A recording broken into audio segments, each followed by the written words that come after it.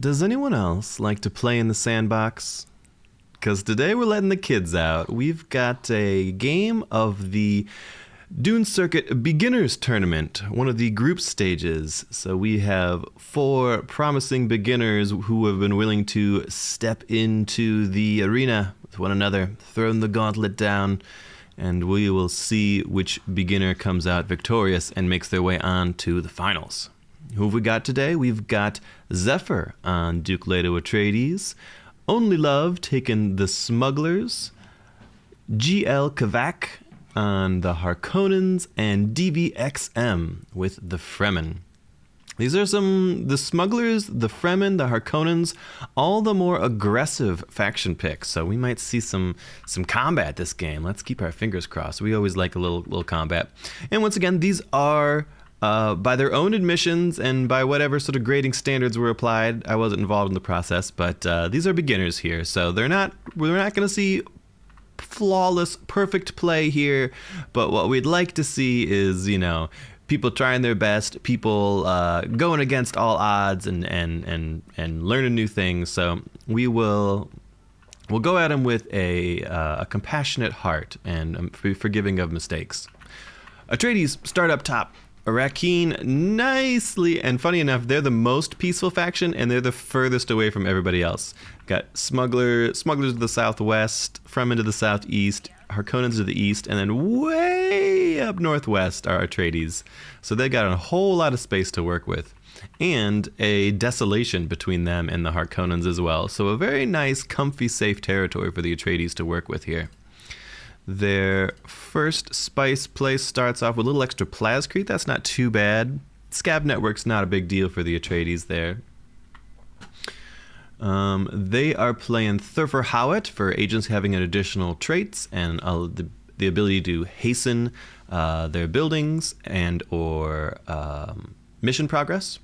And also Lady Jessica is pretty standard. Lady Jessica, one of those who feels like just the core part of the faction. You rarely see the Atreides piloted without her. Mostly for the ability to force truces with other factions, but just being able to also have treaties with no authority upkeep is a really big deal. That's very useful. And a little extra malice if anyone of Lands Red standing for anyone who betrays those truces that they've forced on people. So, like we said, pretty good spot up here looks like. We've got 1 spice, 2 spice, 3 spice easy, and then we've got 2 spices sort of in the middle. This one is pretty reasonable for them to take. This one probably not. And then maybe in the far west, even a worm nest, though that's probably more of a smuggler nest. But plenty of spice available for the Atreides. We could see some eco play. They've got a well of riches up here as well. For special regions, you've got, like we talked about the desolation in the east. That kind of blocks off the Harkonnens having a direct path to the Atreides. We do have the Well of Riches. We do have Sandfall, which is quite good. We do have Mount Idaho, which is quite good. So at least 3 very safe, quite good specials. Looks like a pretty good starting spot. We got access to some fuel. We got a whole bunch of rare elements, actually. Some early minerals as well. Looks like some banging territory for the Atreides. I wouldn't mind that starting spot myself. That looks pretty good. We'll see if Zephyr's able to take advantage of it. Certainly the sort of map where you would like to be fast expanding as quickly as possible. All your fighting neighbors are far, far away, so snap up that territory while the getting is good. Let's head east. Let's take a look at GL Kavak's Harkonnen territories over here. First spice field starts with a bonus to recruitment offices. That's not too bad. Harkonnens do love early recruitment offices. A lot of very hungry in the manpower, those Harkonnens. They like to get up all their militia and all their villages as quickly as possible. They like big armies as quickly as possible for pillaging. And they like manpower even if you're going to do any sort of oppressing of your villages as well. Just north of them at the rocky outcroppings, they've got a not abandoned Imperial station. They've got the space wreck in the backfield. That's very nice for them. A second easy spice, probably a 3rd spice up front. I think that's a very Harkonnen favored village spawn on that spice field. And then down south, a spice that is kind of contested. I guess it's a fair bit closer to Siege Tabar than it is to Carthage here. So probably Fremen spice, but conceivable that the Harkonnens could fight over that if they were real spice hungry. Down south, they also have themselves a great volcano. That is a huge win for the Fremen, but it's a bit out there. The Harkonnens could certainly fight over that if push comes to shove. If they head west, they've got some easy energy sources. They've got an Imperial Basin. Again, pretty nice for the Harkonnens. They like that bonus to recruitment offices. And we've got a shield wall, which is honestly pretty lousy special, but it's there at least. And it's close enough to another village. You could have a little bunker situation here where you've got missile turrets on either side of this border able to guard both of these villages. That would be pretty nice. Guard your spice field, guard your special. And you could even have one kind of here. That's probably a bit far there. But decent defensible terrain for the Harkonnens, in the middle at least. Down south remains to be seen. It is pretty rocky. That might help them out. Maybe it'll keep the worms away. So decent enough terrain. One special, two specials, three or four specials for the Harkonnens. So pretty solid terrain for them to work with. It'll remains to be seen what the Fremen want to make of this. Now they are immediately adjacent to two deep deserts. Now that's ordinarily would be a pretty good thing because it would guarantee you a relatively fast deep desert surround. Also, this one has two mountains adjacent to it, so you only need a couple territories. The trouble is, because they're relatively closely spawned into their Harkonnen and smuggler neighbors, any of these deep desert surrounds, so like this one takes you directly adjacent to the Harkonnen main base. Likewise, this one directly adjacent to the smuggler main base. So deep desert surrounds are going to be challenging because in order to do so, you're basically blood feuding with someone. It's nobody would be willing to leave a region adjacent to their home base in enemy hands. You can't do that. It just puts you in too much danger.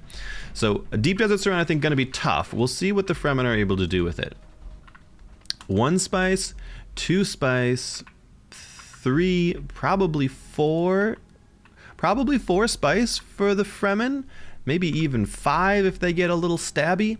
The trouble is they don't have a ton of specials to work with. To the east is the Great Volcano, but that's probably contested territory between Fremen and the Harkonnens. First Landsrod pops up. Scientific Congress, research investments, Imperial Audit, nothing particularly exciting. I think we'd love to see Scientific Congress pass because it would juice up that red tech for everybody. So maybe put everybody in a little more of a fighty mindset, and we're here to see the blood. So we'd love some extra conflict early on, and I think we'll probably get it. We'll see. No red tech. Yes, orange or yellow tech, thanks to Atreides.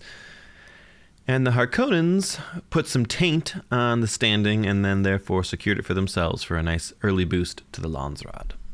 And really it's only the Harkonnens and the Atreides who are voting anyways, because the Smugglers and the Fremen don't start with any votes.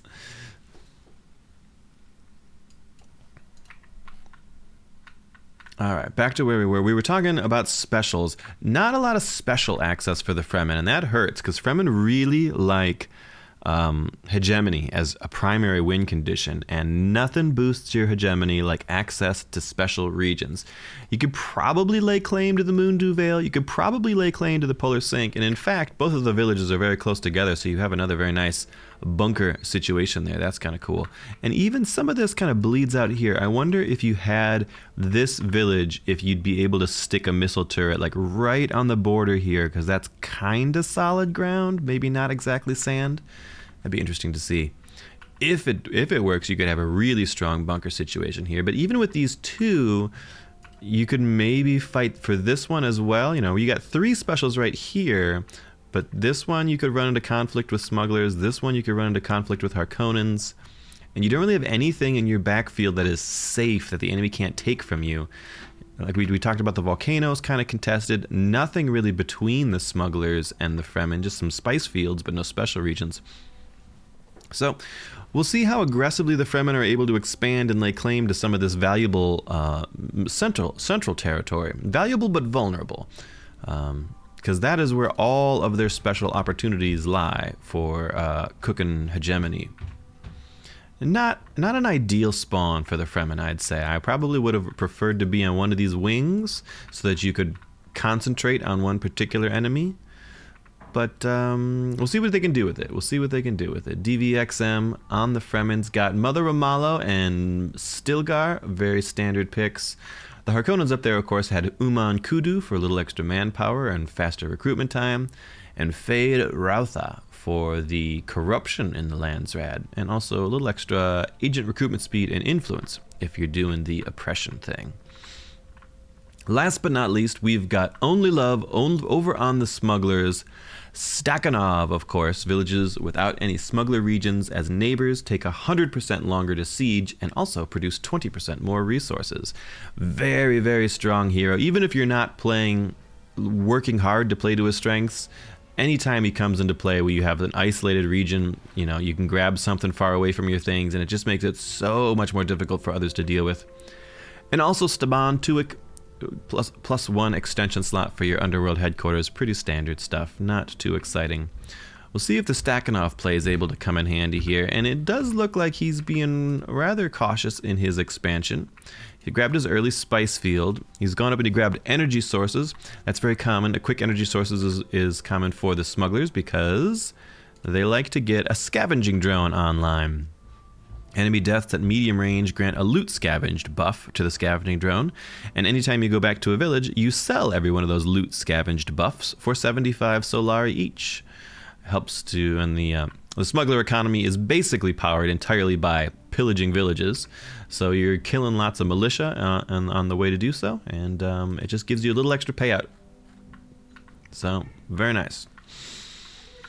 1 spice, probably 2 spice, maybe, 3 or 4 really. Everyone's got access to plenty of spice if they're willing to stick their arms out and take it. Now, smugglers sometimes do not go particularly heavy in the spice. People are asking me if I'm going to start streaming soon. Sorry. I'm just recording today. I'm letting other folks do.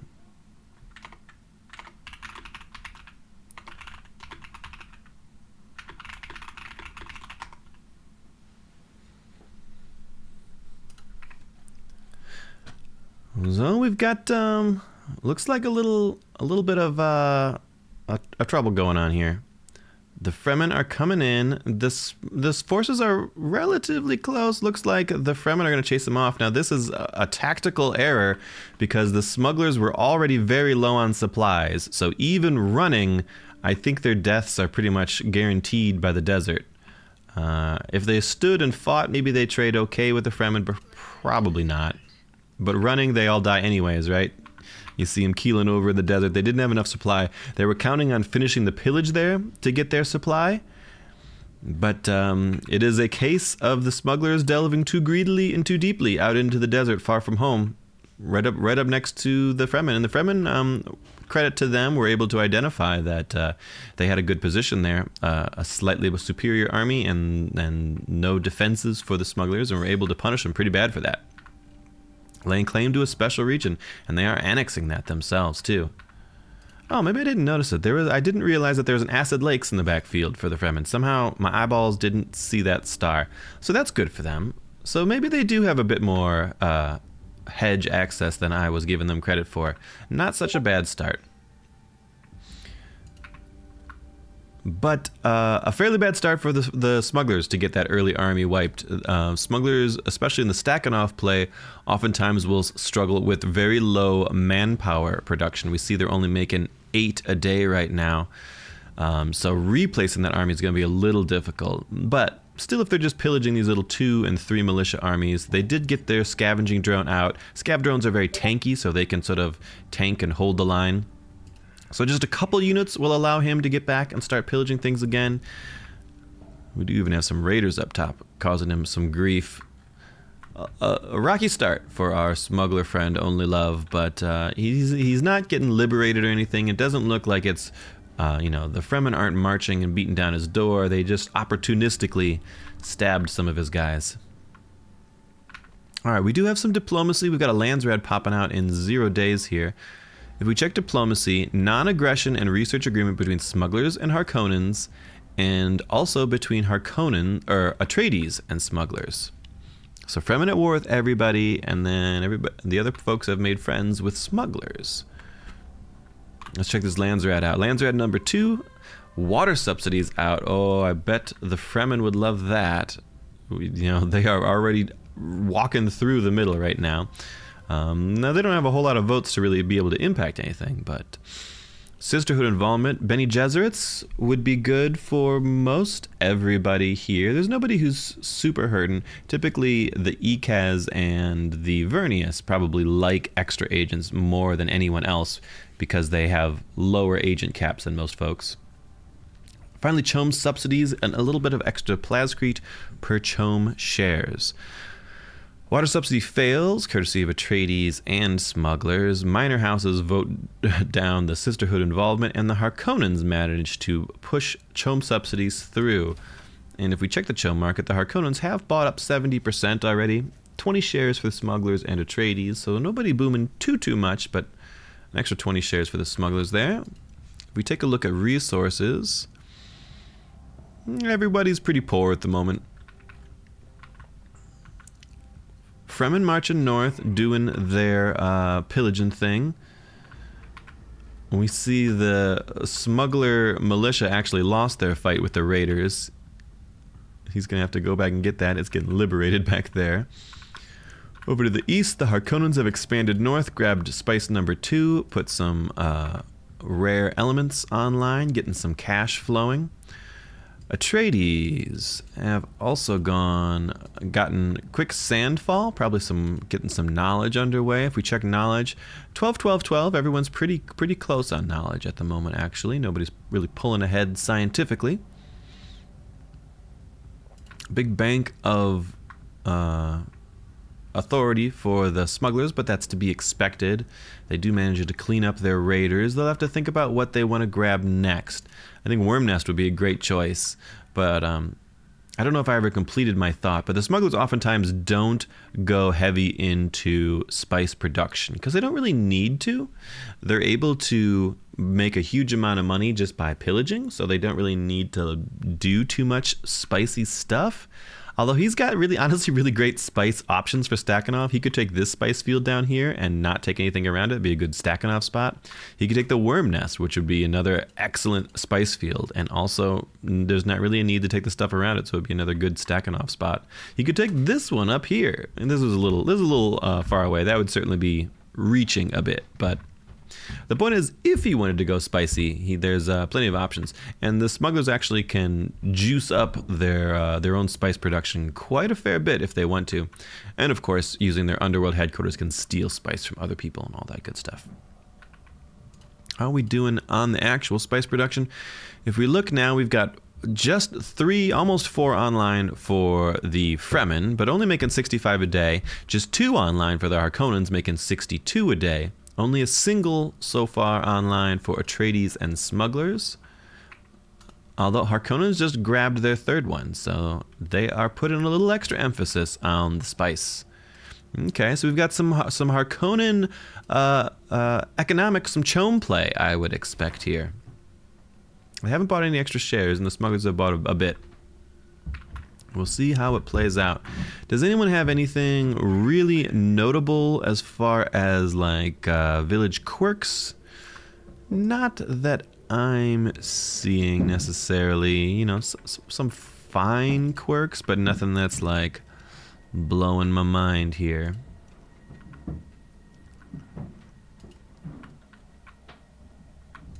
Just taking a look around, see if there's anything too exciting. Not so much. Okay, Fremen looks like they're moving in to lay claim to the polar sink. I'm guessing this is an annex here, probably not a pillage. This is no reason not to just keep this for yourself. Harkonnens have accepted a trade from the Atreides, so we've got peace. Atreides looks like pieced up with everybody. Non-aggressions with the Harkonnens and the Fremen. Atreides back in their little corner, don't really have to worry about any sort of trouble. Now, a bunch of non-aggression pacts early on will give them a boost to Landsraad standing after every council. Landsraad standing pretty important for the Atreides. They like to play a bit politically if the opportunity presents itself. They also love this proud liberator development here, which gives them extra maximum health for their military units based on their Landsraad standing. So more Landsraad is more better for the Atreides. They're going pretty deep into the economic tree. We see a quick Atreides foreman pickup. Spying logistics coming online early. That's kind of interesting. Wonder where he's going with that. He's headed up to sustainable spying. Oh, he's leaning into the agent traits present only once on an information field, apply their effects twice. He's leaning into his boy Thurfer, who gives him some extra bonus traits. So normally you see Rana here's a psychologist and an engineer. Gardy here is an engineer and a merchant. And Adara is a psychologist and an engineer. So if he's intelligently spacing out the traits of his agents in different places, he'll get even more benefits and bonuses for them by picking up sustainable spying. It's an Atreides specific tech. Pretty decent one. And he's not under any sort of, he's not under any sort of pressure, so I think he's fine going with whatever sounds good to him. The stronger economic play is totally reasonable. Second spice should be coming online for him shortly, if it's not already. Nope, it's being made right now. Third spice is within his grasp here. We do see the worm nest got picked up by the smugglers. No surprise there. And they are going to start pillaging their way up northwards. Fremen, where's the Fremen at? Where'd their army go? Oh, looks like, no, they're just watching. I got excited. Oh, the Fremen are to the west. There they are. Fremen have decided that their punching bag is going to be the smugglers. Looks like they wormed all the way over to the west, jumped on a smuggler army, and of course, there's not a lot of recourse to that early in the game. They are going to cause some mischief here in the worm nest. I'm guessing this is going to be a liberate. Yep, there goes the liberate timer. Bad news for the smugglers. They are doing all right with resources. They've been able to make quite a bit of money pillaging. They're up to 7%. Harkonnens have bought up to 12%, though. This is really good news for the Harkonnens. Their primary economic rival are the smugglers, able to make a lot of money from pillaging. But if the smugglers themselves are getting pillaged and liberated from those dastardly Fremen, that is good news for the Harkonnens. Gives them a lot more space to buy up that early game chome when it's cheap. Another Landsraad online. Infrastructure control for cheaper buildings. Everybody would love that. All factions would lose standing. That would be pretty bad for smugglers. It would immediately put them into the pits. They've only recently joined the Landsraad and don't have a lot of standing buffer to work with here. And we've got foreign recruitment for cheaper manpower. That would be pretty good for the smugglers because they just got their army wiped. They would love a little bit of a rebate on trying to remake those troops. We'll see where things go. Smugglers have a lot of influence online. They could kind of throw some weight around here. Most of the votes are Harkonnen, just slightly ahead of the Atreides. Not much to work with for the Fremen influence-wise, and no votes, of course. So we shall see. We see smugglers sending some DMing the Harkonnens, asking what's going on. They want to make sure they spend their votes effectively here, and or at least try to maybe coordinate against that Fremen menace. Harkonnens get a very cheap infrastructure control for just 60 votes. Trial of the Great Houses does not pass. Harkonnens didn't want it to happen. The Fremen dropped all their influence on it, though. And foreign recruitment goes the way of the smugglers. Good for them. Atreides did try, but it looks like the minor houses put their fingers on the scale and tilted it over to the smugglers. All right, so not too. Looks like the Fremen swapped this over to a pillage rather than a liberate. That's something resembling a kindness, I guess. And Smugs will be able to start rebuilding their army with that nice 50% manpower rebate. We don't see any districts in the Atreides base. We've got 2 online, almost online in the Smugglers. They went for a fast research center for knowledge and administrative hall. Over with the Fremen, we went a fast bazaar. And for the Harkonnens, looks like they're headed straight to a triple economy district, which boosts the production. Admin Hall and Mason's Guild. We do still have the Fremen marauding through smuggler territory now, pillaging the villages that the smugglers would like to be pillaging. Tough times to be a smuggler. The fights between smugglers and Fremen actually can go a couple different ways. If the smugglers can get a decent engagement, their powerful ranged forces can sometimes tear the Fremen armies apart.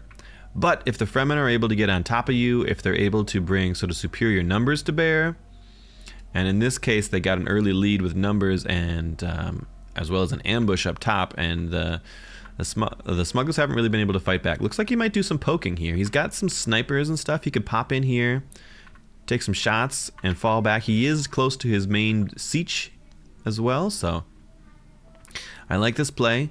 He's not letting the Fremen get away with this for free. He can pop in here. He did pick off a little infiltrator at least.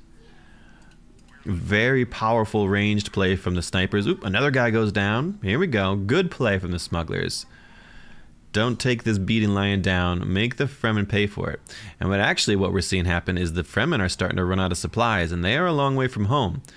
Even better, so they don't lose supplies if they're within the siege. Oop, I think you too greedily, too deep. Smugs too deep. Get back. Well, maybe. They got a pick, but they're going to lose their stuff. Yeah, definitely too greedily. He didn't need to commit to that. He should have kept poking, because as I was just saying, the Fremen can't contest the poke anymore because they're out of supplies, so they can't chase. Like, this guy's dying just from chasing. This guy's going to be dying from chasing. These guys got to get back to their siege circle or they're going to die from lack of supplies. If he'd been a little more careful with he was doing it perfectly just there. He didn't need to go in. I think maybe he got a little distracted, or maybe that the storm that came over made him lose line of sight. But now he's getting the best of it. The supply losses take their toll, and the mobile turret here is an anti-air config, which is not what he wants. He wants to be in donkey config so he can at least shoot his pistol. And we see the smugglers come out victorious, managing to at least protect their second town from getting pillaged there, wiping a Fremen army. Fremen army dead, he shouts out. That's the call to go get him, but nobody's really in a mood for picking on the Fremen, or even in a position to do so at the moment. Might give the Harkonnens a little bit more peace of mind, but the Atreides hardly care. But good job to Only Love. That was a pretty decent engagement there. Could have been almost flawless. I thought that early poke and run was looking really good. If he had stuck with that and not gotten caught up in that sandstorm and lost a bunch of snipers and melee there, he would have been able to wipe that whole forest with almost no casualties at all, I think. Just because the nature of the lack of supplies and the Fremen being far from home, and Siege Tuik being able to offer that overwatch for the snipers when they retreat. It was just a good tactical situation for the Fremen to work, or the smugglers to work with there. Fremen, however, making a ton of manpower, and they have no problem reconstituting their force. Plus 20 a day is pretty reasonable. We already see they've got a bunch of folks back online. 34 CP for the Fremen right now. Command points, 30 for Harkonnens, 33 for the smugglers, 33 for the Atreides. We do have a 65 cap, though, so we can see that the Fremen have invested heavily early on in the red tech, all the way up to the military propaganda for the extra command points. Now it looks like they're going into the green, headed for valuable trinkets. Makes sense. Valuable trinkets, always important to get going early on, especially for the Fremen. Over on the Atreides side, they are starting to pick up some green stuff too. I like this for the most part. Smugglers gone heavy red. They started going deep into the industrial scavenging because that's what they need in order to get their scavenging drones, again, extra lucrative. You need the organized looting to unlock the scavenging drones and get extra bonuses for pillaging. But then you get the industrial scavenging because it makes so your scavenging drones make your units in the same region consume less upkeep. So just yet another bonus for a fast scav drone. So a lot of red tech for the smugglers. And our Harkonnens, did we look at them? I would have expected them maybe a little deeper into the yellow tree. They've grabbed a little bit here, a little bit there. But filling out the red now so they can also get their armies online. Fremen looks like they are just pillaging and looking to the east now, so some breathing room for the smugglers. Atreides have made their way west, picked up a third spice field. Let's check. Landsray coming up shortly, but if we take a look at the spice, we've got 5 donkey teams out and about, putting 111 spice daily for the Fremen, pretty decent. But we've got 3 fields for the Atreides, putting 124 because they've gone real deep into the Atreides Foreman techs in order to boost their spice gathering. And the Fremen never quite reach the same levels of spice efficiency as the great houses can often do, but they make up for it by being able to reach spices that other people can't for most of the early and mid game at least. Another Landsrat online. Landsrat investigations, no big deal. Private mandate, that's always a fairly big deal actually for smugglers, for the Harkonnen, for the Fremen even. All 3 of them would love to have it, and it looks like it's going to be the Harkonnens to lay claim to it, and they've stuck their taint on it as well just to put a little more incentive. Imperial Missionary is good for just about anybody who could get it, and second most votes currently are Atreides, so I'd probably expect them to pick that up. Harkonnens can't really afford not to get this, so I would expect them to dump everything they have onto it. Though you never know, you could have the smugglers could maybe offer to buy some votes from Atreides or someone else to try to switch the private mandate away from the Harkonnens. Because there is incentive, because no one's been picking on the Harkonnens, they've been buying up the Chom. There is incentive to try to stop that, or at least limit them from running away economically with things. We'll see. House Atreides takes a trade deal from the Fremen. We do see a trade agreement go online. All right, private mandate does pass for the Harkonnens, and Imperial Missionaries does pass for the Atreides. Just as we expected, a little bit of diplomacy flying around. We did get a research agreement between the Atreides and the Harkonnens, and then a trade agreement between the Atreides and the Fremen. All right. Resources, we've got, if we look knowledge, 24 knowledge on the Atreides, 16 for the smugglers, 14 Harkonnens, 12 Fremen. Daily money looks pretty good for the Atreides right now. They're making a lot of spice, just living their best life up in the sparsely populated northern regions.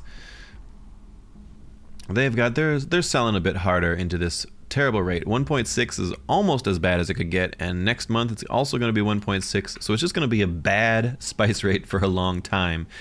Now, that actually benefits our pillaging factions the most here. So our Harkonnens, our smugglers, because they get their money independent of spice production. Their money is mostly coming from, exploiting the working classes. So they don't care if the stock market is down. Let's see what's happening. Harkonnen's pillaging. Fremen expanding eastward. They laid claim to a spice field, maybe just to keep it out of Harkonnen hands. They were already spice mining it, spice harvesting it. Let's see. What do the smugglers want to do next? Smugglers are in a tough spot with regards to the special regions. Maybe we didn't emphasize that as much when we were looking at them before. They've got the worm nest, but then apart from the worm nest, all of their special access is really already grabbed by the Fremen. It's all middle stuff, so it's gonna be a really tricky game to go hegemony for the smugglers, because they really can only reliably count on the worm nest. Maybe if you'd have to kill the Atreides in order to get the well of riches from them, I assume. You'd have to really be banging down the doors on the Fremen in order to pull Moondew or the Polar Sink away from them. No chance of getting Acid Lakes.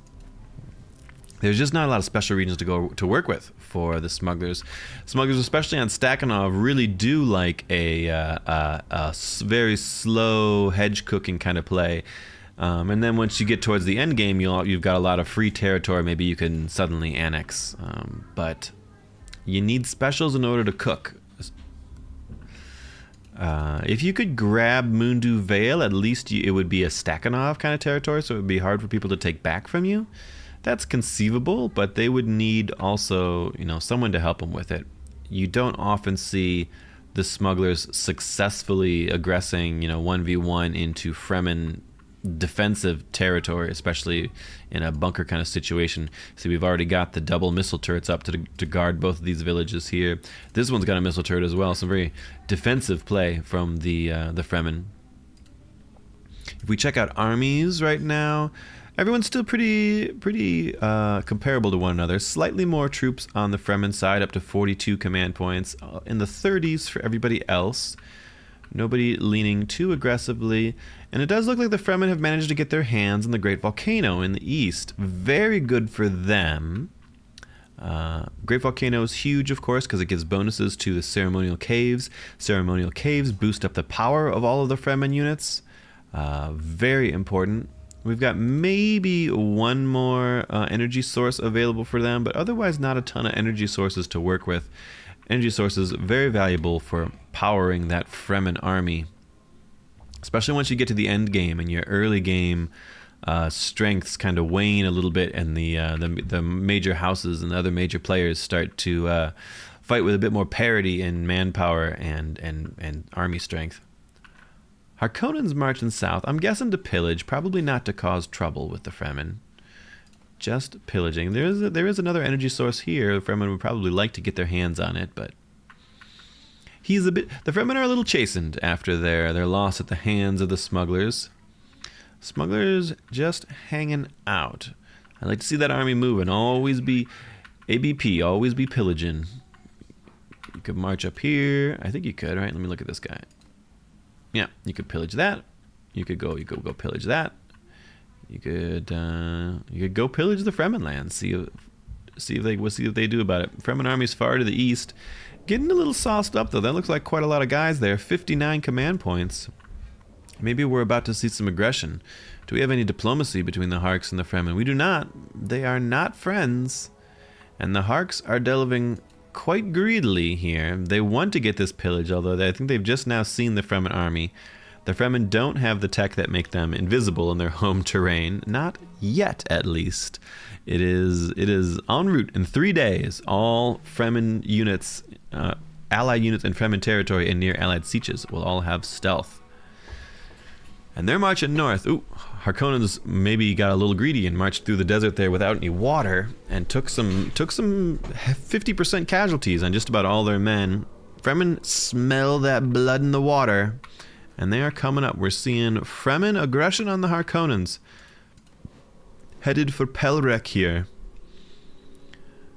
No natural defenses online. This was purely a industrial base here.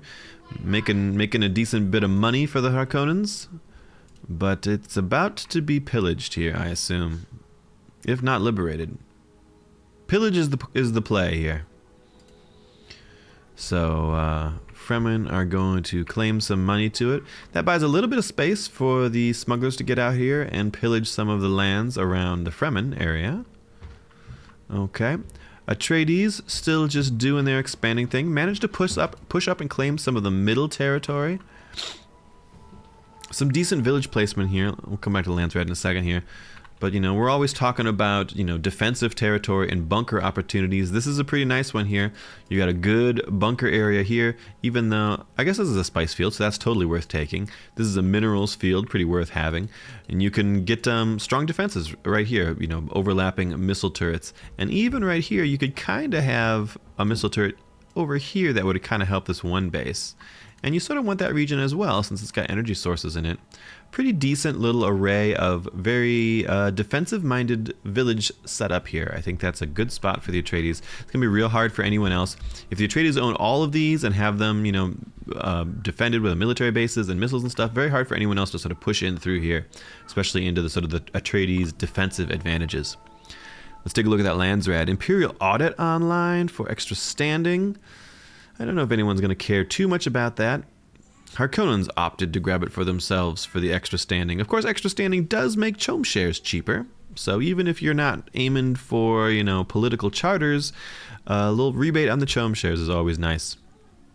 Rejected economic investigations and military investigations also. Oh no, military investigations passes, which reduces military dev speed. Okay, so is anyone hurting on the red stuff? The Atreides are the only ones who didn't take it, as expected, really, because they haven't really had to fight anyone, and probably for a while don't expect to. None of this terrain is like good enough that you would see the enemy invading for it. We did have the pillage go off here, and the large Fremen army has fallen back. The Harkonnens never engaged. They opted to allow that pillage to complete and kept their own army intact here. If we check the spice now, a lot more spice for the smugglers here. Smugglers are really starting to pull in. Their underworld headquarters are starting to pay off now, and harvester unions. So we could see Harvester Unions is a special building they build. If you build it, 2% spice production for you and your allies. So you could just set up your underworld headquarters all over the place and start popping out extra spice production. It actually stacks up pretty surprisingly quickly here. And then, of course, you have the underworld contacts, where underworld headquarters produce 20% of the village's spice production for you. So the Atreides village up here making 63 spice a day. Well, the smugglers are also making an extra 12 spice a day themselves off of that. Don't mind if they do. So really, if you go into that underworld contacts for the smugglers, your highest priority is looking around the map, finding where all the spice are, and getting your own underworld headquarters set up on them in order to lay claim to that other people's spice production. And by doing so, you see where they're the second highest spice producers on the game right now, and they've only got two harvesters online. Nicely done. Finally, the tides will change. In 18 days, at least, we'll have a 2.4, which is a very good rate. That ought to make a lot of people a lot of money here. Harkonnen's up to 244. Their oppression machine just kicked on, I guess. They haven't manned out any of their harvesters. All of their harvesters are unmanned. I would have expected to see that if you've got the crew training programs, you certainly want to get your extra crew in there. And they've got Harvester Works to make them cheaper. Are we just short on manpower? Nope, he's got the manpower. He's just not thinking about it. Got to get those crews filled out, Harkonnens. If you're going through all that trouble to make extra spice, and you've got, especially the Harvester Works, gotta get every bonus you can, and getting your crew filled out makes a lot of sense here. So we have the Fremen did take this as well. They've grabbed a lot of space to the east, and they're starting to grab some stuff to the south. Why are they taking this one? They're just grabbing decent economic spots right now. We don't have any craft workshops online. The smugglers also get a +1 daily hegemony for each underworld headquarters they have. So that is one way to try to catch up on things. So even though they will only have a single special region, if they're able to emphasize getting lots and lots and lots of underworld headquarters out, that will help to give them a bit more income in the hegemony to work with here. I think the Atreides look pretty comfortable just to be. They're probably gonna. What are they pillaging a siege?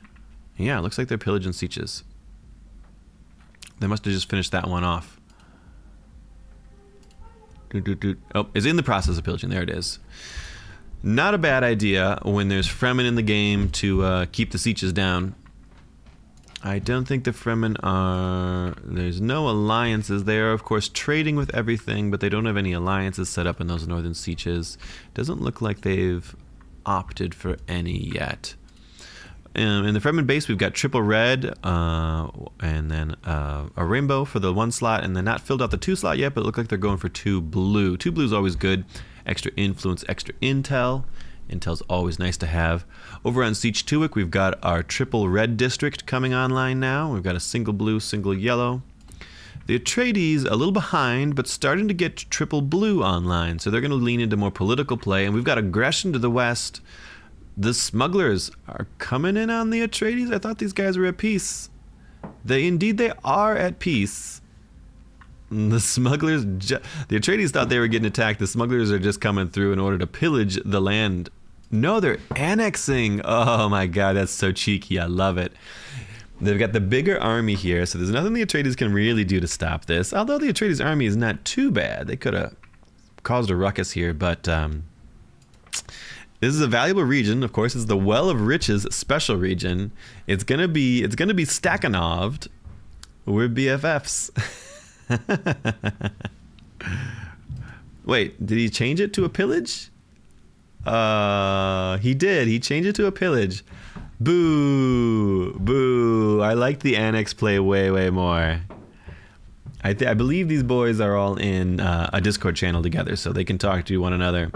There must have been some hard words had, or maybe honeyed words. Who knows? Could have gone either way, but this would have been very funny for the Smugglers to get, because it basically says it's basically a declaration of war, but it's a really awkward one because the Atreides can't do anything about it for a while. Being Stakhanov'd to make it very hard to take back. Although being so deep, it would have been very difficult for the Smugglers to hold on to it as well. But they don't really have a lot of else that they're doing. I think that would have been. I like that play. You grab that, you pop down some defenses on it, stick a craft workshop in there, and dare them to come and siege it for 2 years while Stakhanov cackles in the shadows. But no, he chickened out and opted for the pillage and went back home. That's all right. That's all right. Bold play, or could have been almost a bold play. Instead, he opted for the safe play instead. Another lands are at up. Controlled markets. This makes sense on a lot of people right now because there's so many people making money. If we check the Cho market, Harkonnen's up to 18%. So I wouldn't be surprised to see the controlled markets end up on them. However, we've got a smuggler bounty on the House Harkonnens. Smugglers opting to pay out the Atreides and the Fremen. And at this point, Harkonnens might as well vote for themselves and at least earn some Solari from it. No, the Harkonnens do not. They tried to put it on the Fremen. See, this was foolish. Once the smuggler bounty comes out on you, you know everyone else in the lobby is going to vote for you. So you just vote for yourself as well, and at least you get paid out for the smuggler bounty. I mean, this would have been... They could have poured their influence in it and pulled an extra 4,000 or 5,000 Solari out of this. Instead, they impotently tried to put it on someone else. All factions do not suffer Solari upkeep. Agenda contracts is no big deal. Not a ton going on in the world politically. We don't have any charters upvoted yet. They're starting to sort of naturally sort of percolate up, but nobody's got their triple blue online. Atreides taking a break and putting their command post online. They suddenly realized maybe they want a little more command points. We've got combat in the center between Fremen and Harkonnens. Where's the Harkonnen army at? Did it get... Well, they're far to the east here. Harkonnens just finished annexing that territory. Looks like they got thumpered, maybe to keep them there. Decoy thumper? I'm guessing the Fremen popped a decoy thumper to keep the Harkonnens from walking through the desert, and then are using that time to attack the Harkonnen front line. Just a pillage there. I'd like to see an annex, actually. No, he's going for a liberate now. He's changed his mind. All these boys are very indecisive in what they want to do with the villages that they take from one another. We also have some Fremen force spread out here. If you're expecting any trouble, you certainly want to make sure your army is all together, unless you're planning some sneaky backcap stuff, because we do have Othame here. Othame, who buffs up units nearby that are unique, and he does have a unique army here, one of each. Ally ground units with no units of the same kind at long range deal 50% more damage. So he is pushing into the backfield here. He's going a little prematurely because the Harkonnens are not going to the front lines. They're still hanging out here, so they have the opportunity now to respond to this if they so choose to. Harkonnens hugging the base, though. They're not quite willing yet to battle these Fremen. We'll see what happens. Smugglers pillaging to the west, Atreides capping territory in the middle peacefully. And we do have the Harkonnens flying to the western flank. They're going to try and protect the shield wall, and they'll get it easily. The Fremen army falls back here. It looks like they're actually under fire from the nearby bunker missile battery here that we talked about, able to protect this. Harkonnen army chases them off there, and now we got a Fremen army in the backfield liberating. I don't know if they're going to have enough time for that if the Harkonnens turn around, but we got some cheeky jockeying for position here. But that's the sort of sand rat play we like to see from the Fremens, causing trouble, bouncing around from one spot to another. Unfortunately, do we have any airfields online? We don't have any airfields for the Harkonnens really to the east. I'll say, in terms of bouncing from one part of the Empire to the other, just about everybody does it better than the Fremen once the airfields come online, right? The Fremen have to rely on riding the worms. Worm riding is awesome, but mostly finite as well. You can kind of buy worms with intel, but otherwise your hidden thumpers, you only get a small amount of them, and then they take time to refill. Meanwhile, the airfields cost a small fee in order to ferry your troops back and forth. He is going back. I think he's a little slow on it. I don't know if he's going to get there in time. It's a bit of a walk. He's blasting down a Thopter for good measure. Is he going to make it in time to stop the decap? I don't know. Maybe. It's going to be very close. Is he going to try and catch him? Nope, he's going to run home. I guess they're going to make it. Maybe. Well, now they're definitely going to make it because the Fremen have opted to abandon the point and run for it. So the Harkonnens are probably going to pick up a couple of free kills here and manage to hold all their territory. That we got Fremen poking again on the western edge of things. At this point, he's just being rude. Smugglers sitting back at home right now. I guess they've probably pillaged about all that they could pillage. We've got the Atreides have grabbed this area that we talked about. They're in the process of setting up the bunkers. Missile turret here. Missile turret here. This guy's got a military base. Where's this guy's missile turret? One missile turret. Oh no. There's a third missile turret somewhere in here. I missed it. I can't see it. Okay. Harkonnens have opted to go on the offense, and they are annexing the Great Volcano. That's actually bad news for the Fremen. They didn't want that to happen. Fremen are worming over, but it's not their full army. Only 52 command points for them, and there's at least one guy up there. It's a smaller Fremen force, and they're going to go in on the Harkonnens. Harkonnens are mostly a Cerberus executioner force. Very tough melee army, very tough to beat. Looks like maybe they took some damage, maybe from supply there. But I think the Harkonnens will take this fight. I would expect them to. We'll see how it goes. They are a bit beaten and bruised. Oh, we do see the Harkonnen operations come down. The combat drugs, the supply drop to keep everybody not thirsty. Some initial heavy casualties on the Harkonnen force. That's sort of to be expected. Are the executioners going to come online now? Yep. Now we're starting to see it switch, right? The executioners have got their meat stacks up, although they're only down to 2 of them. It's a closer fight than I thought it would be. We've got Raban here chopping up. 1 executioner, 2 executioners, fully sauced. Oh, that one died. Oh, looks like the smugglers, or the Fremen, I keep calling them smugglers. The Fremen managed to win that somehow. Raban's running for his life, like Raban does. 1 chunky executioner with 20 stacks of Bloodthirsty and 29 stacks of Bloodbath is going to see if he can solo the rest of the Fremen army. Nope, he does not. Did we not have armory stuff online? Nope, we've got stuff good. We've got pairing arm guards and meat shields and stuff. Just didn't quite go the way I thought it would. I guess we've only got master armors for armor up on the Harkonnens. They haven't opted for the military investments for extra health. We've got the military investments for the Fremen. Tough one. I really thought the Harks could have taken that. I'm not entirely sure what went wrong for them. Maybe they're just a little too. The force was just a little too beleaguered, a little too burned down from that initial lack of supply. They should have been able to clean that up. Indeed, they almost did. 2 nearly dead units, 2 somewhat healthy units. I think maybe a slightly better engagement or spacing or something, and then the Harks could have had that a little bit better. I'm guessing maybe the missile battery there maybe sort of did a little bit of attrition while they were fighting down the militia as well. That's probably why they were a little bruised.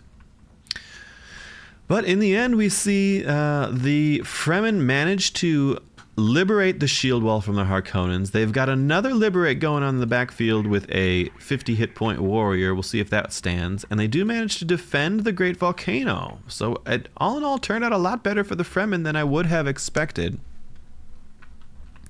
What are the Atreides doing? They look surprisingly beaten up here. Smugglers just marching around pillaging. If we take a look at the Chom market, 11% on the Atreides. They've started to lean into their own economic strength now. Harkonnen's still at 18%.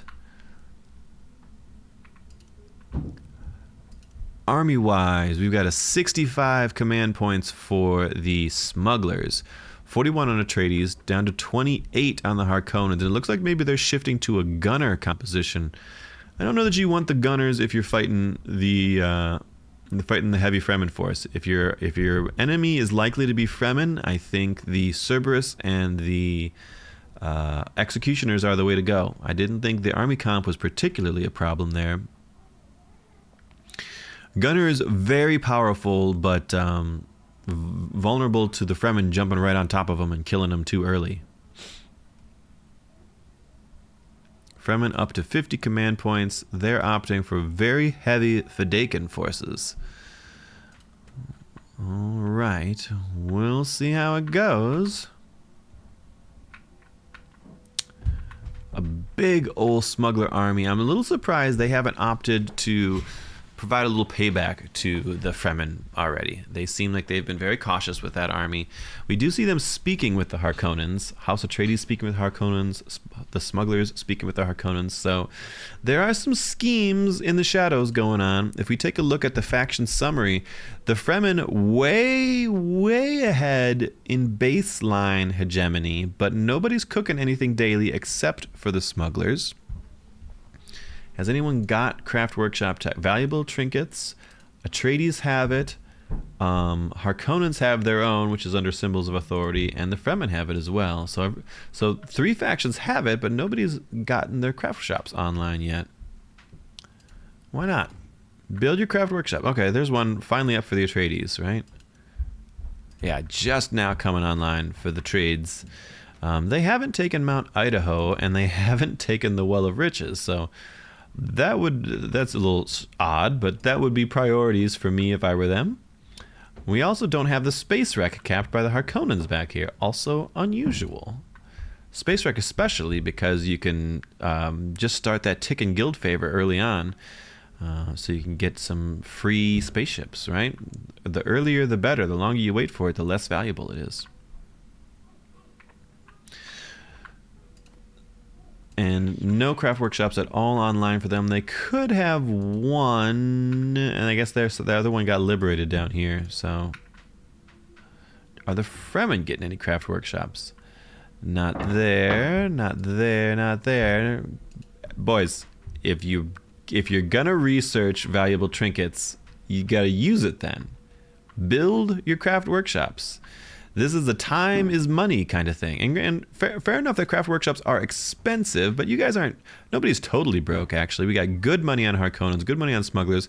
Everyone but the Fremen are making decent enough income, certainly enough to afford the craft workshop upkeep. If we take a look at it, a craft workshop costs 18 solari a day just to keep online. That's one of the most expensive, I think it's probably the most expensive upkeep of any building. But it's buying you victory points, right? It's printing off hegemony for you. All right, Atreides starting to catch way up. They're grabbing their special regions. They've picked up the Well of Riches at least, and they've picked up Mount Idaho, both of what we were talking about. And now they're at parity, 17-7 to the 18-5 of the Fremen. And we've got the Atreides craft workshop starting to come online. Looking very good for the Atreides. They're sitting on at least 3 specials, which is probably enough for them. Probably enough. As long as they get cooking early, they can really just sit back, fortify the lands. Real hard for the Harkonnens to attack up in the north due to the desolation here. Really, no good ways for the Harkonnens to get through or across this desert area. They can't worm through like the Fremen can. They can't fly over in the Kraken like the Atreides could. So really the only, positions that the Atreides need to defend is this front line, which already has a lot of nice bunker opportunities, or maybe in the west here, which is a vulnerability because a tough smuggler force can always cause some trouble if they get into the backfield here. But you also even have a bit of a bunker situation here between these two regions. You could have overlapping fields of fire for missiles. So what I'd like to see is, border defenses, and we are one day away from it. Very good, Zephyr. He's been very greedy to delay his military tech this late, though. Very greedy, but also perhaps an accurate read of the map in that he is in a very safe position. He's not likely to face that early aggression. So I think the greed was a reasonable choice. A reasonable choice to go greedy, not get that early command points, maintain a small army. Now, he hasn't really been able to build a ton of economic power. 13%, not too bad, but we got 15% on smugglers, 19% of our Harkonnens. This sort of spread of lots of different factions owning spice, though, tells me that it probably will not... Whoop, I didn't even see that. Shai Hulud claims his due, eats some of the Fremen who've delved too greedily. Smugglers managed to... Looks like the Fremen probably were out pillaging, and the smugglers came out and said, nah, not this time. Managed to chase them back, and then the Fremen got caught crossing the desert without a spare thumper. Another lands raid comes up. Tax negotiations is always nice for anybody. Statecraft investigations I don't think means much of anything, and even foreign recruitment at this point in time probably doesn't mean much of anything to us. Atreides up to 29 daily. Atreides look to me to be in the best position right now. I think Chome's going to be real hard to push through. Everyone's making a lot of spice. 255 a day, 239 a day, 291 a day. People are just making a lot of spice. And making that much spice and selling and harvesting it actually pushes prices up quite high. The Chome market is like a very simple supply and demand kind of thing. So the cost of buying Chome shares is dependent on how much spice is being sold or stockpiled. If the purple bar is very high, if people are stockpiling their spice, then there's not as much spice moving on the market, so the cost of spice goes down. The price, or not the cost. It's the cost of shares for the company that controls the spice, right? So if they're not doing as much spice business, their shares go down and they get cheaper. If people are selling a lot of their spice, then there's a lot of spice moving on the market, and the cost of Chome shares goes up. And it goes up, sort of based on the quantity of that stuff moving around, and based on the supply and demand of people buying or selling shares as well. But with this much spice moving around, it just means that shares are going to be very expensive for anyone to buy. So it's very unlikely anyone's going to be able to push through and move towards a Chome victory, not for a long time. We're already 6 months in. We're definitely more than halfway through the game, I'd say. And nobody's even halfway to a Chome victory. So I would say a Chome victory is off the table. I would also say a governor victory is likely off the table as well. Renegade base getting picked up, and we've got the Fremen watching from the shadows. They're all invisible in this desert, but there's not quite enough of them to contest this big old smuggler army. What's the Fremen army? Fremen only at 46 command points here. Okay. Whoop, they want to fight. They've wormed in. They waited till the smugglers were on the renegades, and they're attacking. It's pretty chaotic here. Smugglers don't like it, and they look like they're going to opt to run. Honestly, I think they might have been okay if they fought, but most of them get away. Shai Hulud comes up and eats probably some of the renegades there. Smugglers, you could take this. Get them. Just fight them. Just fight them. You're running from a smaller force here, and it's all Fedaykin, which are not particularly well equipped to fight the smuggler army. I think the smugs are being way too cautious here. It is a much smaller command point army. They are retreating. Drisk is going to pay the price of this cowardice. And now they opt to fight now that they're all the way back home, and they lost 3 or 4 guys and their hero on the way, and now you can't fight because now you're starting to get outnumbered. You probably could, actually. This is an okay force.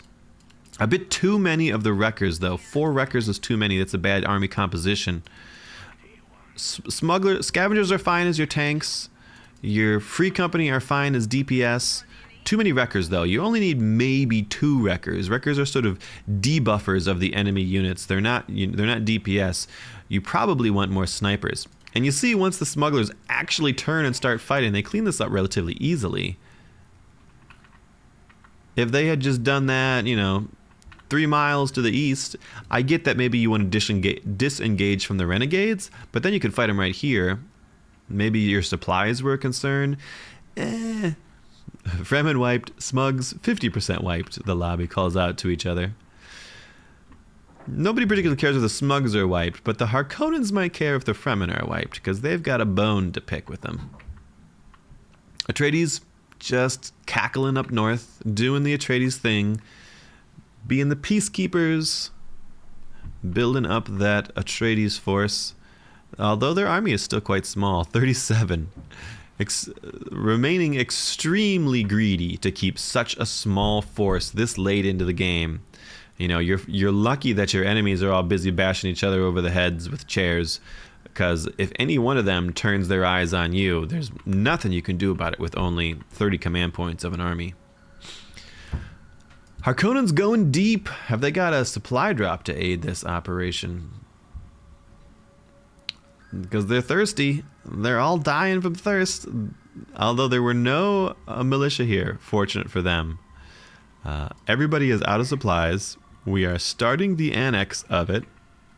Again, that's pretty bad for the smugs, or not the smugs. I keep calling the Fremen the smugs.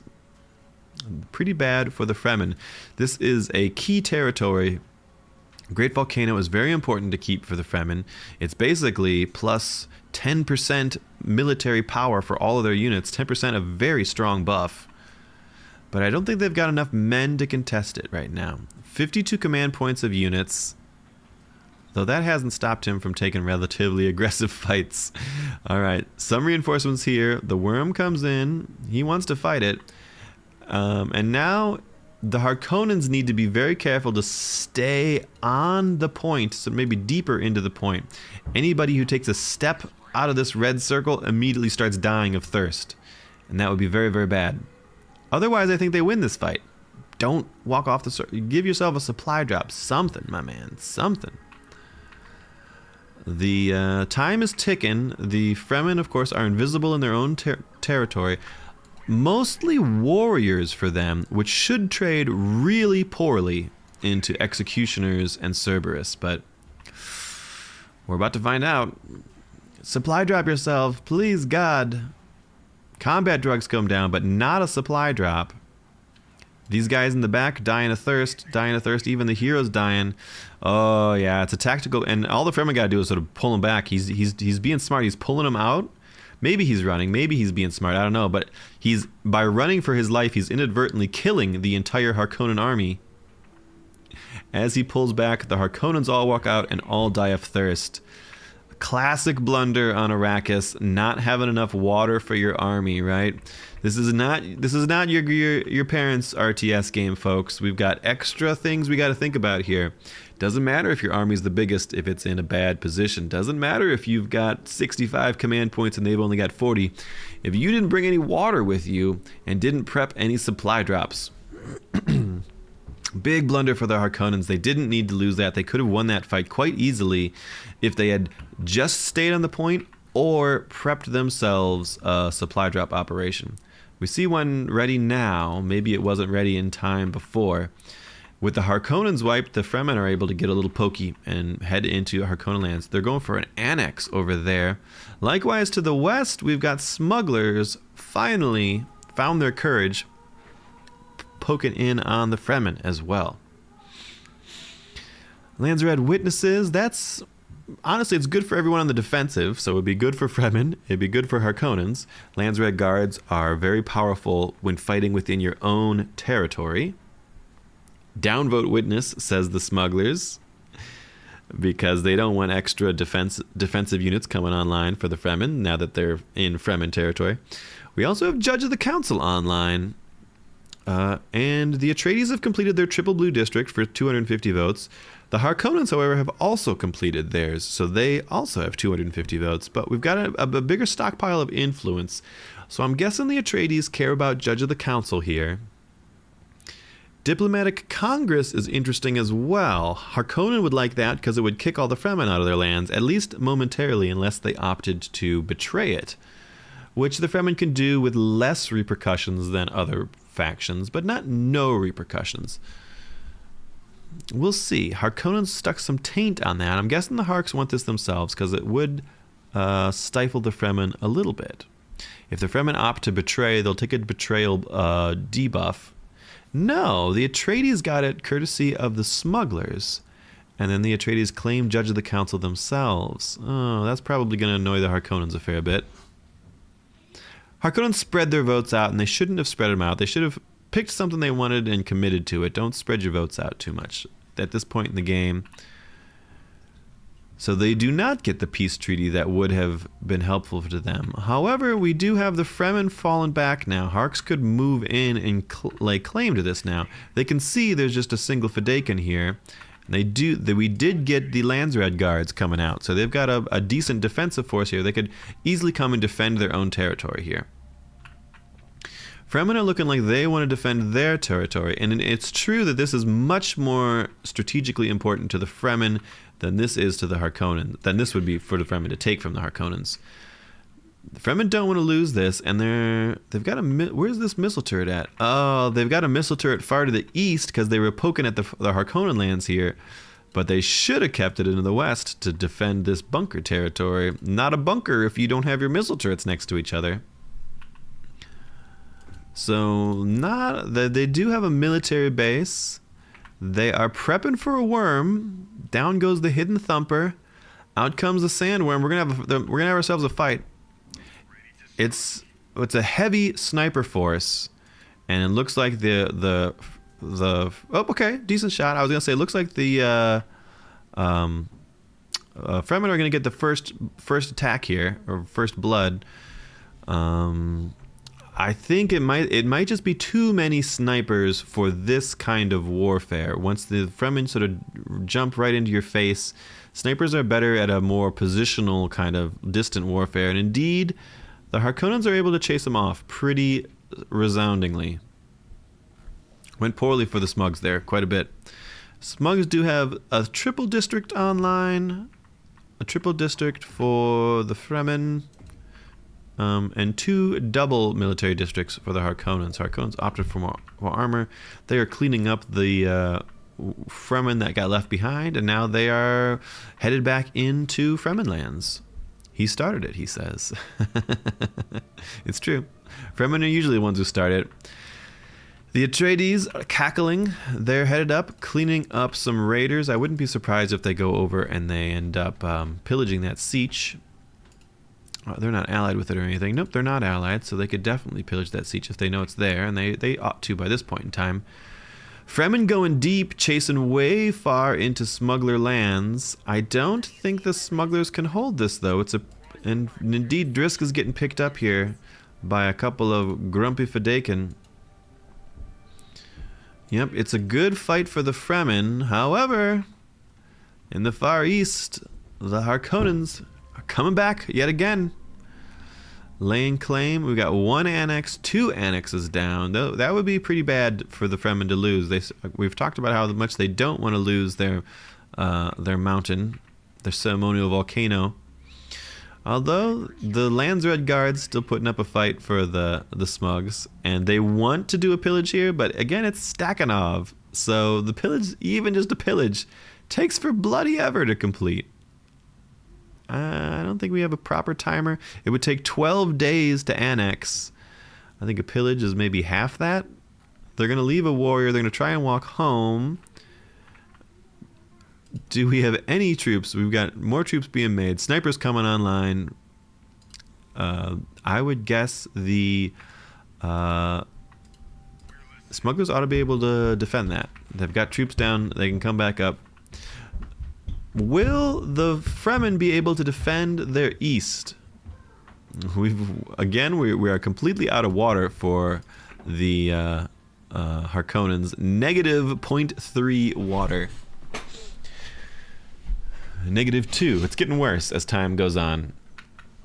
We'll see what they're able to do. One guy over here, the main force over here. I don't think there's enough time for the Fremen to even get there. I think it's just too much walking distance. And the Atreides just hanging out, doing fine. Harkonnen caps about to complete. Fremen look like they're grouping up. Down goes the Hidden Thumper. They're going to try for it. It's not in time for this. I don't think it's in time for this. I think both of these caps get off. Now, you might be able to wipe the Harkonnen army here. We've seen the Fremens trade very favorably into them so far. Hiding tracks goes down to maintain their invisibility, and they are going to have a strong jump on them. But the Harkonnens get both the caps, and now both the missile turrets are helping them fight. So we'll see if that's able to turn the tide. If you were the Fremen, you would want to immediately attack the 0 militia villages in order to start a siege. Once you start a siege, the missile turret would go offline. But it does look like the Fremen are opting to fall back. The missile turrets switching sides were enough, maybe, to swing the fight. And now the Harkonnens don't got to worry about being out of water, because this is now Harkonnen territory, where they don't lose supplies anymore. Interesting. Now things have swung the Harkonnens' way. What does our daily hegemony look like? 32 daily for the smugglers, 29 for the Atreides, 19 for the Harkonnens. Nothing online yet for the Fremen. Our poor Fremen have been so distracted by bashing the heads in of both of their neighbors, they've never gone back and built out their craft workshops. That's a big mistake. Craft workshops are the lifeblood of a Fremen victory condition. You really got to lean into it. And I think it's gonna make it a hard game to win if you don't have that extra hegemony that you've been cooking all game long. Because when it comes time to serve, you don't want to be undercooked. Something along those lines. Another Landsrad's coming up in 0.2 days. Atreides just chilling. Have they built an army yet? Kind of. 63 command points. Water regulations online. Now that's an interesting one. It's one of my most hated of all regulations. -1 authority production per controlled village really just ruins a lot of plans. It stops you from being able to annex stuff. It puts you in the pits of having authority saved up for like 2 months, right? Because you get a super high negative authority, so you run out of authority this month, and then it takes you all next month in order to build up any authority again. So it really sort of ruins any kind of expansion you had planned. Smugglers are in favor of it. They don't like all these fast expanders. Fremen have tossed on a dissent to it, so it'll cause a rebellion if it passes. I don't know. I gotta think it is not a good thing for the Harkonnens or the Atreides. I don't know why either of them would be in favor of it actually happening. However, it is free money. Eye of the Council is online. This does pass with smuggler support. Eye of the Council passes for Harkonnens, and architectural surveys put on the Harkonnens by the Atreides. That's interesting. Main bases and missile batteries suffer. I mean, I don't think that we expect a base snipe from the Atreides. I don't know why they opted for the... Maybe they're hoping that if they weaken the Harkonnen base, the Fremen will go jump on it? They certainly should not have dumped all their influence into it. Unless they want to just go for it. I would love to see it. You do like a peaceful annex on one of these regions. It doesn't look like he is doing so, but you do a peaceful annex on one of these regions adjacent to the Harkonnen base, and you just go for it. Just YOLO in with all your troops while it's taking 50% more damage. Call the Fremen to come have a party as well. They probably would say yes. The Fremen seem fond of killing Harkonnens, so that would be fun. I don't think it's going to happen, though. I think it was just kind of a cheeky, spiteful play. I don't know that the Atreides have the cojones to go all in on the Harkonnen base like that, though I would love to see it. I would love to see it. Time's ticking. 18 more days for those architectural surveys, but I don't think we're going to see anything come of it. Harkonnens marching around trying to put down rebellions in their lands for the most part. There's a sneaky siege back here, but every time someone tries to go somewhere out of the siege, everybody dies going through the desolation. Desolation, pretty bad, plus 400% daily supply drain, and ground units lose 40% of their health every day, and ground units are 40% slower trying to go through it. Basically, you just all die if you try to walk through the desolation. Don't do it, folks. Don't do it. It is as close to an impassable barrier as could possibly be. We've got the Fremen reconstituted and on the aggression, headed into Harkonnen lands, formerly Fremen lands. Oh, we did have the Fremen descent passed, so that's what everyone's trying to do, is they're trying to march around their lands and put down the various Fremen rebellions. Easy enough for the smugglers to do when they don't really have any lands. So they did grab that southern spice as well, stacking off there. I like them aggressing on the Fremen. I think picking at these regions up here, would go a great deal toward furthering a smuggler win con. At least holding the Mundu Vale here would, for sure. Hey yo, we've got craft workshops online for Fremen. It's like he's listening to the recording. He's back here. He wants to take this village, but it's got Fremen rebels on it. So can he even fight them? I don't know if he can even fight Fremen rebels, and the Fremen rebels are attacking the village, so he can't. They're like preventing him from being able to put this village under siege. That's very interesting. Harkonnen's still cleaning up rebellions themselves.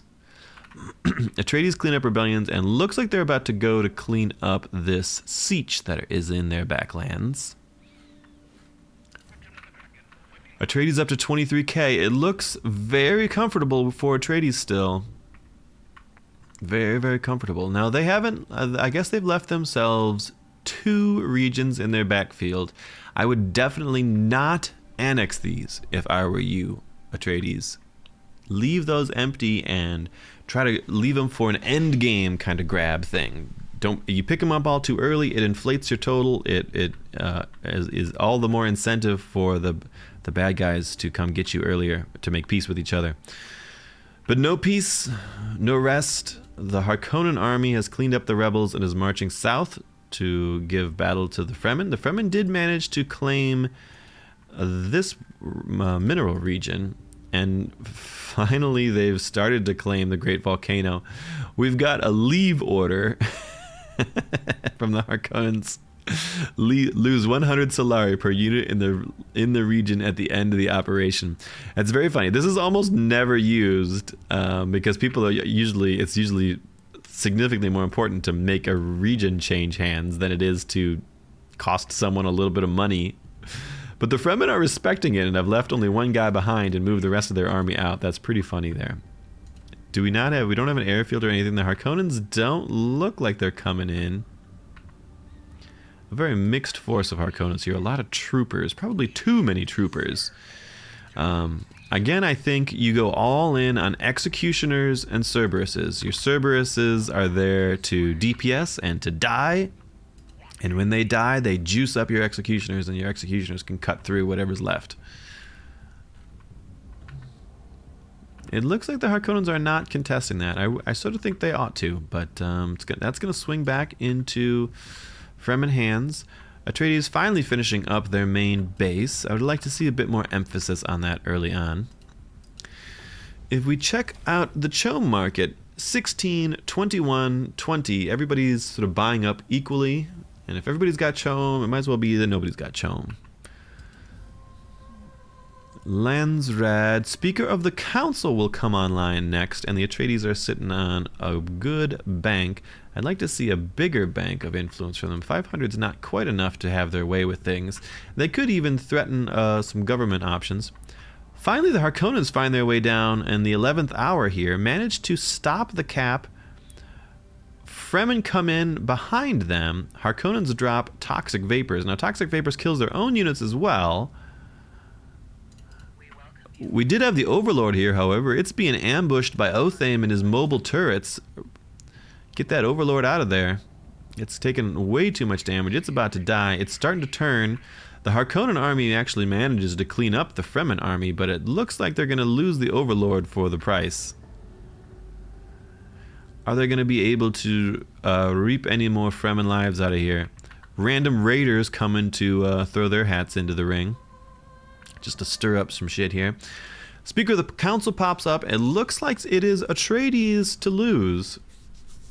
That is a very powerful pickup. Speaker of the Council, the most powerful charter to have, allows you to really sort of dictate what the future looks like in the Landsrad Council.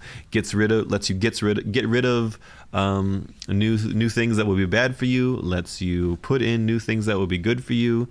Very powerful position, Speaker of the Council. We also have Imperial Intelligence, cannot be targeted by new infiltration cells, and the existence of this means that there are infiltration cells down, so someone's starting to set up some infiltration cells. The Atreides support this. They don't want to die in the dark. Controlled Markets goes on the Atreides courtesy of the Smugglers, and House Harkonnen gets Speaker of the Council for 91 minor house votes. House Atreides, why did you not want Speaker of the Council?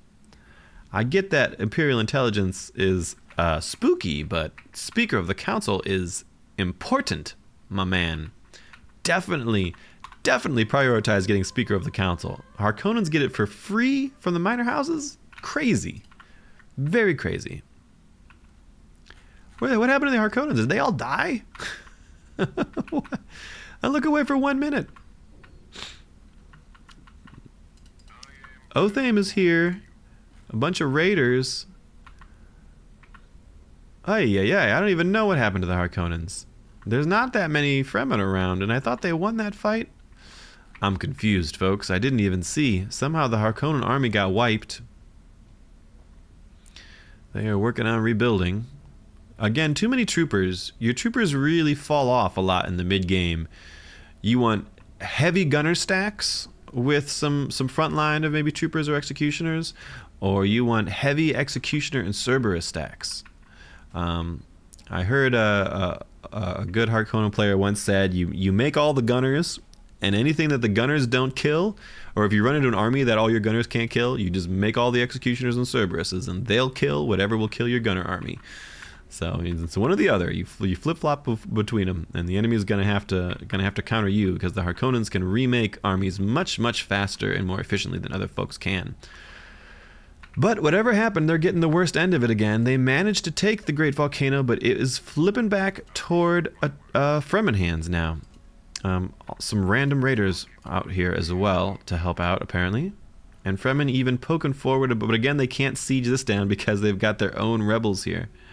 Are they going to fight these rebels down in order to get the siege? I don't know. I don't know what's happening.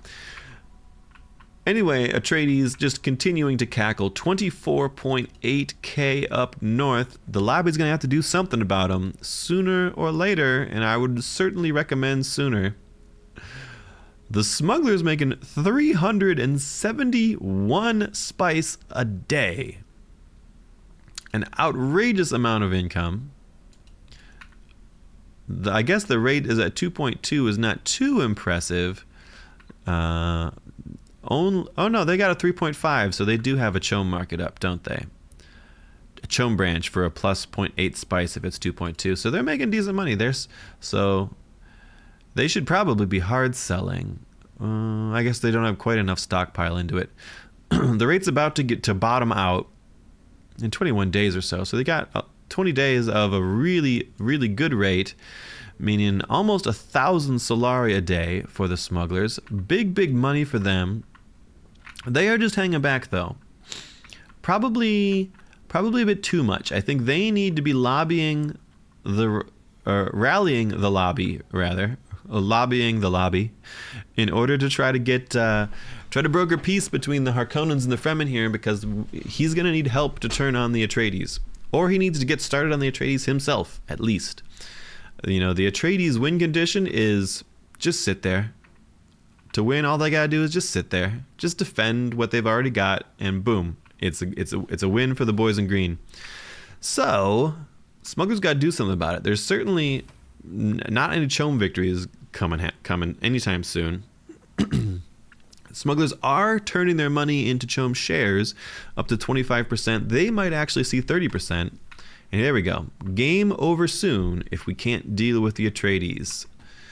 Only Love speaking truth to power here. The Atreides just cackling. How do our defenses look? Only one missile turret, 2 missile turrets here, 2 missile turrets here. Back here, 1 missile turret, no missile turrets. Up north, double missile turret here, so he's even being cautious around his desolation border. How about to the west? Double missile turret. Yes, yes, I love to see it. That is the way to do it. Lots of ways to turtle. 5k hedge will go fast. Fremen and Hark can't stop blood feuding. Only Love is correct. That is a correct read of the situation. You guys probably a little sooner even needed to be fighting the Atreides. But the blood feud continues. We've got a pretty decent Harkonnen. Harkonnens ought to win this. You don't need to leave, Overlord. You can stay and fight this one. You got to give some respect to the mobile turrets, but they're not hard counters. And it looks like the Fremen are gonna win this one. I don't know. Can this last executioner carry the day? One guy dead. Another guy dead. This guy's got a gun. He needs to shoot that executioner. You guys need to pop out of your range stance. They're still shooting the Overlord, but the executioner is executing them because they can't shoot ground units while they're in their anti-air stance. Although he finally dies, Othane comes in and puts him down and chases off the Harkonnens. That's a liberate on that. So, I mean, it's technically a win for the Fremen, but not a good one. Smugglers start poking in on the north, and wouldn't you know it, it's a ceasefire. Although it shouldn't be. Atreides should be saving their ceasefires. If you've got yourself an even one-on-one fight like this, just take it. Just take it. You've got a huge defensive advantage here. 2 missile batteries, military base. Just fight them. Save that ceasefire. Save that valuable 500 intel for when something's really critical. When the shit's really hitting the fan. Because you're at 26k. That's not victory. You got a ways to go still. You're gonna have to go the distance defending your territory here. So popping ceasefires too early, you want to make sure you're using them intelligently. I think the Atreides probably win this fight if they just fight it. And even if they lose it, then you ceasefire. Or even if they lose it, then you force a peace treaty on them with Jessica. Or you just lose it and rebuild your army and come back and win at the next fight. It's like you got plenty of space to work with when you just have a 1v1 on the edge of the map here. The real problem is going to be once the Fremen and the Atreides finally turn their eyes to the west and start coming in, because then you've got to multitask. Then you've got to fight 1v2s or multiple 1v1s back to back in order to try to hold on to your territory. And that's when you really need that ceasefire shenanigans in order to pause this fight so you can go win this fight, or stop this guy from beating you in this fight so you can reinforce or fall back, that kind of thing. Don't just toss out your ceasefires willy-nilly. Lands are at online. Agenda contracts, no big deal. Sale incentive, also no big deal. Although it's going to be a pretty big economic hit for everybody but the Fremen. That's quite funny. Landsred support is probably no big deal. 5 Punishers is a decent little military boost. They specialize against main bases, and nobody's going to be base killing as far as I could tell.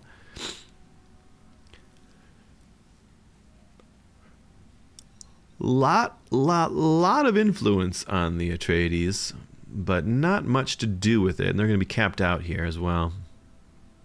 They basically, at 26, that's enough to cap out basically every single Landsred. Atreides have grabbed themselves some Punishers. Oh, sale incentive is only a single faction, and it went on the Smugglers. Sale incentive sucks. They're going to lose 20 Solari per Chom share. Smugglers have 420 Solari. They're going to have to pay an 8,000 Solari bill once that bill comes due in about 20 days here. Smugglers and Fremen are chatting with each other. Harkonnens are rebuilding and fighting off smuggler rebels in the backfield. Atreides just chilling, just hanging out. Figure out how to fill out that last 3 command points, though. Get your army 65 to 65. You want them to be sauced. Atreides do have Judge of the Council, actually. So, really, they should be investing in judges. And they do have some guards and punishers now. But so Judge of the Council allows you to train guards and judges, which you train by spending your influence, which they should have plenty. And they're very powerful defensive tools.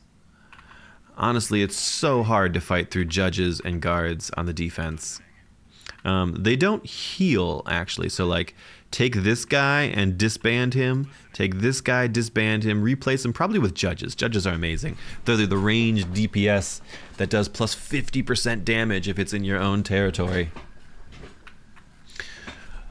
Atreides 26.7 spice tax in 4 more days. That's gonna be 27, 28. Oh no, so the Atreides did their back caps. That's why it looks so close. So they don't have anything left to back cap, but there's still plenty of stuff to forward cap, and they're actually sitting on a huge amount of authority. Big old bank. They can start peaceful annexing stuff out in the world. They could start annexing this stuff to the east. Let's jump into their point of view. They do. They are starting a peaceful annex in the deep smuggler territory there. At least one going down. So he's aiming to boom. I think he's a bit early. I think he could have held off maybe 1 more month. But he's going for it. He's going for it. He's peaceful annexing here. That's a good spot. It's unlikely to get pillaged or liberated. He doesn't have enough really to do something, to annex something else. He needs another like 350 something for it. But he's not being pressed anywhere. We do see the Fremen starting to build up on the front line. Harkonnens are just sort of in a rebuilding phase because I think their army got wiped. Everyone's doing fine in the manpower, but okay, armies, once this next round of recruits come out, everybody will be up just to about 60 something command points. If you want to do something, if you want to keep playing the game, you have to do something about this Atreides stranglehold. This army now, I would also move back to the east. Atreides, be sitting right on top of your tough bunkers. Being a little too far to the west, I think, might make it a little harder for you to respond, but I guess it's okay because it does keep the smugglers out of here for now. Fedaykin over here. Harkonnens massing on the east. Are people going to be coordinated? 28.7, 23 days. We see the worm coming. Spice tax is going to be victory for the Atreides. Fremen have wormed into the Well of Riches, but they're patiently waiting for the smugglers to hit. Fremen start fighting. Smugglers land. Atreides leave. Or maybe the Atreides are moving to jump on top of them. Yep, right on top of them. It's a much larger Atreides force. This is not the full army for Fremen, as far as I could tell. Doesn't look like enough. Maybe it's just too heavy on the Fedaykin. Atreides are going to tear this to pieces. Boom, boom, boom. He's trying to get his mobile turrets on the Kraken. That's decent, but his infantry are getting torn apart. Smugglers go in. No. No pillage. No pillagey. You want to annex or you want to liberate. Pillage is not what you want, my man. Smugglers, do not pillage that. Come on. Atreides' army cleaning up the Fremen. Harkonnens coming in, but they're headed straight into a chonky bunker here. Atreides' militia, very tough. A lot of armor, a lot of hit points. and 4 missile turrets are putting a bloody toll on this Harkonnen army. No, don't pillage it. No, what are you doing? Don't pillage it. You pillage it, he still gets all of his hegemony from it. No, he's screwed that up. Oh my mans, you're trying to stop a hegemony win. You need to liberate or you need to annex. Now we have the ceasefire goes down, but the Harkonnens are out of water. Oh lord, it hurts. Smugglers are the last gasp here. However, there's a worm strike. They're walking right through it. Oh no, oh no. Miraculously, the worm left without eating anybody. But the Harkonnens did not make it through the bunkers. The militia and the missile turrets alone were enough, and that allows the Atreides to now have a 1v1 with the smugglers. And because the smugglers did not complete a liberate or an annex there is still the same timer on the game that is now at 17 days. Atreides chase them off. Atreides actually forced a trade, a non-aggression pact, on the smugglers, and a worm strike just in the backfield, just to add a little insult to injury. Shai Hulud comes in, eats a couple of smugglers on the way out. Fremen didn't hear no bell. They have opted to, looks like maybe they reinforced right up there, this northern siege up here. But there's nobody else sitting on the Atreides army, so they're able to send their entire force up there to hold it. And indeed, they have opted to rebuild a whole bunch of guards. Or maybe they got guards. Maybe someone betrayed them. Oh, dear. It's possible there was a betrayal. Where do I see faction stat? Okay. So there was a betrayal from the Fremen. And then the Atreides have political entente. If another faction betrays a truce, you receive 4 free Landsrad guards. Atreides sitting at a 62 command point army, but that does not count the 4 free Landsrad guards. It does not count the 5 free Landsrad punishers, which at least will go away now due to this. But it looks like a very comfortable Atreides victory, and due in large part to this getting pillaged and not liberated. Now, even if this was liberated or annexed from the smugglers, they're still in big trouble. Atreides finish that peaceful annex down there. I don't think, and they do have another peaceful annex going over here, so they've got victory coming, even if they don't pay spice tax, which they will. They're not saving up enough. They don't have enough stockpile to pay the spice tax, actually. So he's leaning entirely on peaceful annexes. Oh my man, that is dangerous. You need to push that slider up. Your expected stocks are 300 and your contract is 2,500. You're not stockpiling any spice. Ay. Anyway, battle on the frontiers. Smugglers coming in again, or maybe I think the Atreides are going into the smugglers, maybe. This is aggressive, actually, a bad aggressive, because all of your Landsrad guards lose all of their buffs going into the smuggler territory here. If you're across the border here in the green line, all these guys are 50% stronger. They're trading okay. Definitely an Atreides blunder, though. Maybe opportunity for people to press in. Atreides, Duncan going ham on him, but they get cleaned up. The Atreides delve too greedily and too deep, and the smugglers call it out. Atreides wiped. Now's your chance. Fremen worming in with a handful of Fedaykin in the backfield. Harkonnens marching in the front. Will they bring enough water this time in order to get their army somewhere safe? Stop attacking this spot. Jesus, that's not a good spot to attack. Atreides got another, 29-9, another peaceful annex finished. That's got to be it. How close? That's got to be it. They're making 30 a day. They need like 2 days. Their passive hedge is going to finish them. They managed to peaceful annex 2 of the backfields of the smuggler territory. I think that's GG for Zephyr, though. He certainly was trying hard to give people a way to come back in. If the smugglers had liberated that over in the west, this is not victory by any means, because he's getting liberated here, he can't stop. He's going to get liberated here, he can't stop. He's going to get liberated there, he can't stop. But time is on his side. Zephyr with the Atreides takes the first pod of the Dune Circuit Beginners Tournament. Well played, well played. He identified himself a very solid position that he could hold. Got himself really, really strong defenses, just like I would have recommended.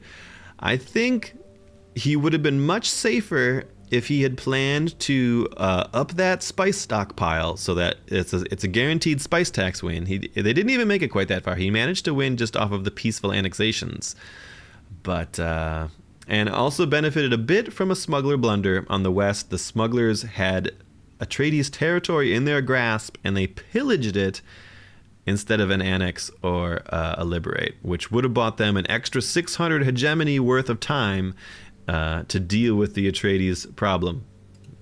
Well, c'est la vie. Mistakes were made, but such is life. Mistakes were made on all sides, right? The Atreides didn't play it perfectly. They also attacked too deeply and got their army wiped. Their defensive army got wiped on the offensive, and really offered the other people a chance to get back into it, right? If there was probably about 5 more days before the game was over, stuff was getting liberated, and they would not have held their hedge victory because they weren't paying the spice tax either. What a game. What a game. We saw a lot of good combat. We saw some very good plays that I liked a lot. We saw some places for improvement. Solari production, mostly smuggler favored, but they weren't able to really convert it into too much shares. They bought up towards the end. They made it up to 30%, but there was so much Harkonnen and Atreides money in the market as well that they weren't quite able to really turn it to a victory condition, a win condition. Hegemony, just very slowly, Atreides climbed up. Fremen, of course, Fremen, as they always do, off to a very early lead, but then really sort of struggled to close things out. Just had too many enemies in too many different directions. It was a tough map spawn for them. They were very close to two belligerent neighbors. See, the Harkonnens really got the worst of a lot of those fights there, but they weren't in too bad a shape. They finished at 22. Yeah, I guess really the battles with the Fremen didn't quite go their way. They needed peace earlier, and if everybody could have picked some pieces off of the Atreides, then they would have been able to turn their eyes onto the Fremen next afterwards. GG, good game, fun to watch, I enjoyed it. Hopefully you did as well. Thanks for tuning in. I don't know if I'm going to be able to catch all of the other pods. I'm going to do my best. It'll depend on a lot of timing and calendars and organization and stuff. And I'm not going to make anyone work around my calendar. We'll just let these lads get their games in whenever they can get them. So we'll see, and I will do my best to make sure we get the finals casted for us, though. So good times. Thanks for joining. Thanks to all of our beginners, putting it on the line, putting yourselves out there for us armchair generals to critique from the safety of our armchairs. And it's really easy to say, you're screwing this up, you're messing this thing up, when you're not the person there clicking the buttons and dealing with the problems as they arise, right? So kudos to all our players. Everyone did a great job, and we had a good time watching. All right. That's all I got for you guys. Thanks for watching, and we'll see you next time. Over and out.